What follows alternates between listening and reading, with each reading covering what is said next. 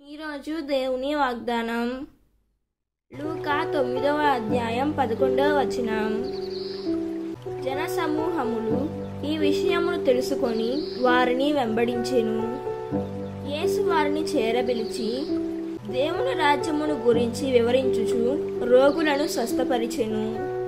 బ్రతుకులకనారంభించినప్పుడు 12 శిష్యులు ఆయన వద్దకు వచ్చి, ఇది నిర్జన ప్రదేశము, ఇక వీరిని పంపివేయుడు. పల్లె పట్టులకు వెళ్ళి వారికి కావలసిన భోజన వసతులను చూచుకొందురు అని ఆయనతో చెప్పిరి. దేవుడి వాక్యాన్ని దీవించునుగాక. ప్రార్థించుకుందాం. ప్రభువా, ప్రియమైన తండ్రి దేవా, ఈ రాత్రి నీ సన్నిధిలో నేను నమస్కరిస్తున్నాను. యేసయ్యా, ఈ లోకపు ద్రవ్య విషయములలో నన్ను నమ్మదగ్గవాడిగా ఉండనిమ్ము. దేవా, నాకు అప్పగించిన పనులన్నిటిల్లోనూ నీవే నన్ను నడిపించుము.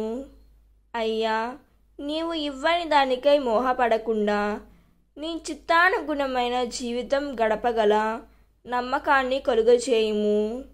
భూమి అందు నీకు నచ్చిన వాళ్ళుగా ఉండి పరలోకమందు నీవు మమ్ము బహుమతులకై స్థిరపరచుము తండ్రి. యేసయ్యా, ఈ రాత్రి మమ్ము మా కుటుంబాలకు నీ కృపను కప్పివేయుము. దేవా, నీ శాంతి గుడిలో నిద్రించు అవకాశం మాకు కలుగచేయుము.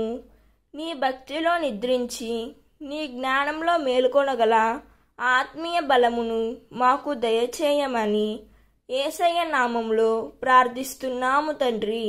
ఆమేన్. God bless you.